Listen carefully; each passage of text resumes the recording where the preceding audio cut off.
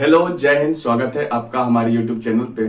आज जो मैं सवाल लेके आया हूं वो आपका अभी जो होने वाला है आपका पारा मेडिकल एग्जाम्स उसके प्रीवियस ईयर क्वेश्चन है और ये 4-5 सवाल है जो आपके लिए इंपॉर्टेंट हो सकता है। और अभी जैसा जो आपका देश का माहौल जो खराब हुआ है अभी अग्निवीर को लेकर के, जिसके कारण आपका जो ऑफलाइन क्लासेज है वो बाधित हुआ है, तो फिलहाल आप ऑनलाइन ही प्रैक्टिस करें। फिलहाल जो भी कुछ पढ़ाई किए हुए उसको आप अच्छे से रिवाइज करें। चूंकि आपका एग्जाम 10 तारीख को और वो मेरे ख्याल से हो ही जाएगा, क्योंकि उसका डेट बढ़ाने की भी कोई सूचना आई नहीं है। तो अभी मैं जो सवाल लेके आया हूं उसको आप ध्यानपूर्वक देखिए और समझिए। इसलिए जो आपका प्रीवियस ईयर सवाल है, तो हो सकता है इस टाइप के सवाल आपके आने वाले एग्जाम में जरूर पूछे जाएंगे। तो देखिए आज का पहला सवाल क्या कहता है। देखिए पहला सवाल ये कहता है कि तेल का एक टीन 4/5 भाग भरा हुआ है, उसमें से 6 बोतल तेल निकाल लिया गया और 4 बोतल तेल डाल दिया गया। अब वह टीन 3/4 भरा हुआ था। उस टीन में कितनी बोतल तेल समा सकती है? आपका ऑप्शन दे रखा है 20, 35, 80 और 45। यहाँ पे इस सवाल में जो ऑप्शन नंबर सी है वो 80 दे रखा है, जो कि गलत है। यहाँ पे ये ऑप्शन नंबर 40 होना चाहिए, 80 की जगह पे 40 होगा। ठीक है, तो पहले बोला क्या है कि ये देखिए 4/5 भाग भरा हुआ है अभी और 6 बोतल निकाल करके 4 बोतल उसमें डाला गया है, तो 3/4 भाग आपका भरा हुआ है। तो यहाँ पे हम लिख दे रहे हैं रेशियो। ये 4/5 पहले भरा हुआ था और जब इसमें 6 बोतल निकाल करके और पुनः 4 बोतल डाल देते हैं तो ये रेशियो 3/4 हो जाता है। ये भरा हुआ रेशियो दिया हुआ है कि ये 4/5 भरा हुआ है और ये 3/4 भरा हुआ है। तो देखिए कहा गया ना कि ये 6 बोतल इसमें से निकाला गया और फिर इसमें 4 बोतल डाल दिया गया। दैट मीन्स ये कि फाइनली 2 बोतल ही निकाला गया है। ठीक है, अब यहां से हम समझते हैं कि देखिए ये पूरा जो तेल का बोतल है ना, ये समझ लीजिए कि पूरा तेल का बोतल, सॉरी, ये जो है ना पूरा तेल का एक कंटेनर है। उस कंटेनर की कैपेसिटी क्या होगी? तो आप देखिए हम समझा रहे हैं आपको। ये 4/5 बोल रखा है और ये 3/4 बोल रखा है। ठीक है, तो आप क्या करिए, जो नीचे वाला जो हर है ना 4 और 5, इस दोनों का एलसीएम ले लीजिए और एलसीएम जब लेंगे तो ये आपको पता चल जाएगा 5 और 4 का एलसीएम 20 होता है। तो हम क्या करेंगे, इसको 20 बनाने का प्रयास करेंगे। इसको 20 बनाने के लिए इसको हम 4 से मल्टीप्लाई कर देते हैं ऊपर और नीचे दोनों साइड, और इधर से हम इसको 5 से मल्टीप्लाई कर देते हैं, है ना। इससे जो ये रेशियो हो जाएगा ये 16/20 हो जाएगा और इधर से जो रेशियो हो जाएगा वो 15/20 हो जाएगा। ऐसा हमने इसलिए किया है क्योंकि अगर 4/5 भाग भरा हुआ बोला है, इसका मतलब 5 में से 4 भाग भरा हुआ है, और इधर से 3/4 भाग भरा हुआ बोला था, इसका मतलब 4 में से 3 भाग भरा हुआ था। ठीक है, तो हम लोग कंटेनर्स की कैपेसिटी दोनों साइड से बराबर किए हुए हैं। क्योंकि कंटेनर की जो कैपेसिटी इधर 5 का रहा था, इधर 4 का रहा था, हम दोनों कंटेनर की पूरी कैपेसिटी को बराबर करके 20 बना दिया। अब देखिए दोनों 20 लीटर की कैपेसिटी हो गई कंटेनर की। इस 20 लीटर में 16 भरा हुआ है और इस 20 लीटर में 15 भरा हुआ है। तो आप खुद देखिए कि यहां से 16 भरा हुआ है, यहां से 15 भरा हुआ है, तो आप ये कह सकते हैं कि एक यहां से खाली हुआ है। पहले 16 भरा हुआ था, अब 15 भरा हुआ, दैट मीन्स कि एक खाली हुआ है। और ऐसा एक खाली किसके कारण हुआ है? तो ऐसा खाली 2 बोतल निकल जाने के कारण हुआ है। क्योंकि पहले बोला 6 निकल जाता है, 4 डाल देते हैं, तो 2 ही फाइनली निकला है। तो एक भाग खाली हो जाता है जब हम यहां से 2 बोतल निकालते हैं। दैट मीन्स ये कि एक बोतल का एक भाग का मतलब हो गया 2 बोतल। ठीक है, अब पूछा है कि इसमें पूरा कितना कंटेनर तेल, जो कंटेनर है पूरे तेल का, इसमें कितना बोतल आ सकता है, कितना बोतल तेल उसमें हम रख सकते हैं या निकाल सकते हैं। तो आप खुद देखो कि ये टोटल कैपेसिटी 20 का था, है ना। एक का मतलब तो 2 बोतल हो गया, तो 20 का मतलब जो है टोटल 20 का मतलब टोटल 40 बोतल होगा और यही इसका सही जवाब है ना। टोटल 40 बोतल इसमें हम तेल डाल सकते हैं इस कंटेनर में, तो ये पूरा कंटेनर भर जाएगा। आपके ऑप्शन में जो 80 दे रखा है वो आपका गलत है, वहां पे 40 होना चाहिए। ठीक है, तो नेक्स्ट सवाल है कि एक आदमी अपनी वास्तविक रफ्तार से 3/4 रफ्तार पर अपने ऑफिस हमेशा 20 मिनट देरी से पहुंचता है, तो उस आदमी को वास्तविक रफ्तार से ऑफिस पहुंचने में कितना समय लगेगा? आपका ऑप्शन दे रखा है 35 मिनट, 55 मिनट, 45 मिनट और 60 मिनट। ठीक है, ये देखिए वास्तविक रफ्तार से नहीं जाता है, वास्तविक रफ्तार से 3/4 रफ्तार से जाता है। तो हम ऐसा कर सकते हैं 3/4 जो दे रखा है आपका, इसमें हम ये मान सकते हैं कि जो इसका वास्तविक रफ्तार है, वास्तविक रफ्तार का मतलब वास्तविक चाल जो है वो 4 है, पर जाता है कैसे? वो 3 से जाता है। ठीक है, 4 से जाना चाहिए पर वो जाता है 3 से।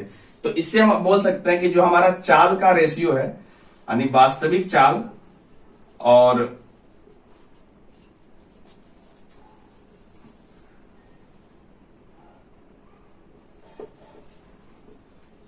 जो हमारा चाल का रेशियो है, वास्तविक चाल और जो अभी का रेशियो है, वो आपका है 4:3।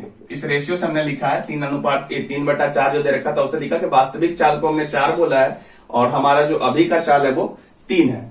तो हम यहां से समय का अनुपात बोल सकते हैं कि समय का जो अनुपात होगा वो 3:4 होगा। ऐसा हम इसलिए बोल सकते हैं क्योंकि वो अपने घर से जो ऑफिस जाता है, तो घर से आपका जो ऑफिस की दूरी है वो समान है, वो बदलता नहीं है। और जब भी दूरी समान होता है तो जो हमारे चाल का रेशियो होता है उसी का आपका उल्टा समय का रेशियो होता है। और यदि आपको समय का रेशियो पता है तो आप उसको उलट के चाल का रेशियो बोल सकते हैं। तो यहाँ पे हमको चाल का रेशियो पता हो गया था, तो हमने समय का रेशियो लिखा 3:4।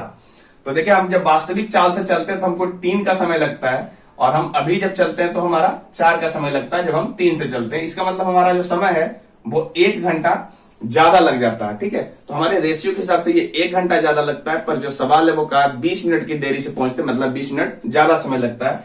इसका मतलब 1 का मतलब ये सीधा हो जाता है 20 मिनट, है ना। 1 का मतलब हो गया 20 मिनट, चूंकि 1 घंटा जो हम कह रहे थे कि 1 का डिफरेंस आ रहा है, 3 से 4 लग रहा है, 1 घंटा ज्यादा लग रहा है, तो 1 का मतलब हो गया 20 मिनट, चूंकि ये 20 मिनट एक्चुअल आपके क्वेश्चन में दे रखा है। तो अब ये पूछता है कि वो अगर वास्तविक चाल से चलता है तो उसको कितना समय लगता है। तो वास्तविक चाल से अगर चलेगा, यानी 4 से चलेगा, तो उसको 3 का समय लगेगा। ठीक है, तो 3 का मतलब क्या होगा, तो आप कह सकते हैं 3 का मतलब हो जाएगा 20 × 3 अर्थात 60 मिनट। 20 × 60 होता है, तो 60 मिनट इसका सही जवाब होगा। उम्मीद है आपको ये सवाल समझ में आएगा, काफी इंपॉर्टेंट सवाल है, और आप इसको अगर एक्स वाई वगैरह मान के बनाएंगे तो आपका काफी समय निकल जाएगा। आप इस मेथड का इस्तेमाल करिए कि जब भी दूरी समान होता है तो हमारा चाल का जो रेशियो उसी को उलट देंगे तो समय का रेशियो आ जाता है। ठीक है, उम्मीद है आपको समझ में आ गया होगा। चलते हैं नेक्स्ट सवाल की ओर। देखिए, नेक्स्ट सवाल कह रहा है कि 64 लीटर दूध तथा जल के मिश्रण में दूध तथा जल का जो अनुपात है वो 5:3 है। इस अनुपात को 3:5 करने के लिए कितने जल मिश्रण में डालने की आवश्यकता है। ठीक है, आपको जल डालना, दूध नहीं डालना। ठीक है, आपको ऑप्शन दे रखा है कि 42.2/3, फिर 54 है सेकेंड ऑप्शन, फिर तीसरा ऑप्शन है 38.1/5 और लास्ट ऑप्शन है इनमें से कोई नहीं। ठीक है, तो पहले जो अनुपात था दूध और पानी का वो 5:3 था, और इसको 3:5 बनाना है। ठीक है, देखिए यहां लिख दे रहे हैं कि पहले हमारा जो अनुपात था वो 5:3 था, अर्थात 5/3 था, और अब इसको हमको बनाना है 3/5। ठीक है, ये आपका दूध और पानी का अनुपात दे रखा है, इसलिए हमने मिल्क अपॉन वाटर लिख रखा है। पहले मेरा मिल्क 5 था और अब वाटर जो था 3 था, और जब हम इसमें कहा कि मिश्रण में कितना पानी और मिला दें ताकि अनुपात 3:5 हो जाए, यानी मिल्क 3 हो जाए और वाटर जो है 5 हो जाए। तो आप देखो, इसमें पानी मिला रहे हो, दूध नहीं मिला रहे हो, तो दूध की क्वांटिटी नहीं बदलनी चाहिए। यहाँ पे दूध 5 दे रखा है, यहाँ पे दूध 3 दे रखा है, ये वाला दूध की क्वांटिटी नहीं बदलना चाहिए। और अगर आपका अनुपात चेंज करके दिया तो आप उस अनुपात के रेशियो को बराबर कर दो। तो ये बराबर करने का तरीका क्या होता है, ये 5 है, ये 3 है, तो इस वाले 5 से इसको मल्टीप्लाई कर दो और इस वाले 3 से इसको मल्टीप्लाई कर दो, और जब ऊपर करोगे मल्टीप्लाई तो नीचे भी आपको करना पड़ेगा, नहीं तो रेशियो चेंज हो जाएगा। तो इस हिसाब से देखिए, ये 15/9 हो गया, और ये वाला जो है 15/25 हो गया। आप यहां से देखो, ये आपका मिल्क अपॉन वाटर क्या है। देखो, पहले दूध 15 था और आपका जो वाटर है वो 9 था, और अब हमारा दूध 15 है और आपका वाटर 25 है। देखिए, वाटर चेंज नहीं हुआ, 15 था, 15 ही है अभी, लेकिन पानी जरूर चेंज हुआ। पानी 9 से 25 हो गया, दैट मीन्स कितना बढ़ गया, तो आप कहेंगे कि ये 16 चेंज हो गया। ठीक है, 16 की बढ़ोतरी हुई, 16 लीटर पानी इसमें आप डाले हो, पर ये एक्चुअल वैल्यू नहीं है, ये आपका रेशियो के हिसाब से। पर पहले का जो दूध और पानी की टोटल मिला के कितना था, तो आप देख लो, यहां से 15 और 9 को जब हम जोड़ेंगे तो ये आपका 24 आएगा। यानी पहले जो क्वांटिटी था टोटल दूध प्लस वाटर का वो कितना था, 24 था। पर आपके सवाल में दे रखा है कि टोटल दूध और पानी का जो अनुपात है उसके हिसाब से वो पहले ही बता रखा था कि कितना लीटर है। तो ये दे रखा था कि 64 लीटर आपका दूध और पानी है मिला हुआ, जो कि हमारा हिसाब से यहां से 24 आया हुआ है। तो आप कह सकते हैं कि 24 का मतलब ये टोटल 64 है, तो 1 का मतलब कितना होगा, तो कहेंगे 64/24। ठीक है, आपसे पूछा था कितना पानी और मिलानी चाहिए, तो हमारे रेशियो के हिसाब से ये 16 आ रहा था पानी मिलाना चाहिए, तो हम 16 का मतलब जब निकालेंगे तो देखिए वैल्यू आ जाएगा 64/24 मल्टीप्लाई 16। इसको हम 8 से कैंसिल आउट कर सकते हैं, तो 8 या 24 और ये 8 दूनी 16, और जब इसको हम चेंज करेंगे तो ये वैल्यू आ जाएगा आपका 42:1/2/3। 42.2/3 लीटर। इतना पानी अगर आप और मिला दोगे तो आपका जो है आपका अनुपात 3:5 हो जाएगा, जैसा कि सवाल में कहा गया था। उम्मीद है आपको ये सवाल समझ में आया होगा। जब भी इस प्रकार का सवाल आपको कभी भी एग्जाम में मिले तो आप सिंपल देखो क्या चीज को मिलाए हो, दूध मिला रहे हो या पानी मिला रहे हो, सवाल में खुद ही देता है वो, और उसके हिसाब से वो आप चेंज कर दो। जैसे ये वाला सवाल में दूध नहीं बदलना था, आपको पानी मिलाना था। हमने क्या किया, दूध वाला जो रेशियो था वो दूध वाले रेशियो को बराबर कर दिया, और बराबर करने का सीधा इतना ही मतलब है कि इस वाले से मल्टीप्लाई इसको कर दो और इससे इसको मल्टीप्लाई कर दो, वो चीजें बराबर हो जाएगी और आपका रेशियो सही सलामत आ जाएगा। ठीक है, चलते हैं नेक्स्ट सवाल की ओर। तो देखिए नेक्स्ट सवाल ये कह रहा है कि एक वर्ग की भुजा यदि 8 सेंटीमीटर से बढ़ा दी जाए तो उसका क्षेत्रफल 120 वर्ग सेंटीमीटर बढ़ जाता है। ठीक है, तो उस वर्ग की भुजा ज्ञात करनी है आपको। ठीक है, पहला ऑप्शन है आपका 5.3, 6.0 और 2.9 और 3.5। ये आपका 4 ऑप्शन है। ठीक है, सवाल अच्छे समझ लीजिए। सवाल का है कि एक वर्ग है, उसकी भुजा 8 से बढ़ाते हैं तो उसका क्षेत्रफल 120 से बढ़ जाता है। ठीक है, तो हम ये कह सकते हैं कि पहले जो इसकी भुजा थी ना, पहले जो वर्ग की भुजा थी वो x थी, और इसमें हमने बढ़ोतरी किया 8 का, तो x + 8 हो जाएगा। और इस हिसाब से जो इसका क्षेत्रफल है ना वो x² होना चाहिए, और इस हिसाब से इसका क्षेत्रफल जो है x + 8 का होल स्क्वायर होना चाहिए। चूंकि आपका क्षेत्रफल जो होता है वर्ग की वो आपका भुजा स्क्वायर होता है ना, भुजा स्क्वायर होता है इसका क्षेत्रफल, इसलिए हमने ऐसा किया होगा। अब यहां से इसको जब हम स्क्वायर करते हैं ना तो देखिए क्या मिलता है, ये आपका मिलता है x² + 64 + 8 दूनी 16x, इतना मिलता है। तो इसने क्या बोला है कि अगर ऐसा करते हैं ना, जब इसकी भुजा 8 बढ़ा देते हैं तो इसका क्षेत्रफल 120 बढ़ जाता है ना। मतलब ये कि ये वाला जो क्षेत्रफल आया हुआ है और ये वाला जो क्षेत्रफल है इसका डिफरेंस 120 का है। तो आप ये कह सकते हो कि x² + 64 + 16x माइनस में x² = 120 है। ये x² का कोई काम नहीं, इसको हटा देते हैं और यहां से 16x बराबर लिख सकते हैं 120 माइनस का 64, और इसको जब हम कैंसिल करेंगे तो ये आपका आ जाएगा 56।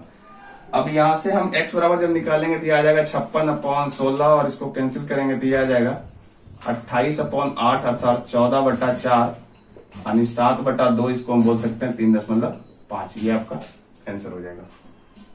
ठीक है, तो आज के लिए इतना ही, हम मिलते हैं नेक्स्ट वीडियो में, तब तक के लिए जय हिंद।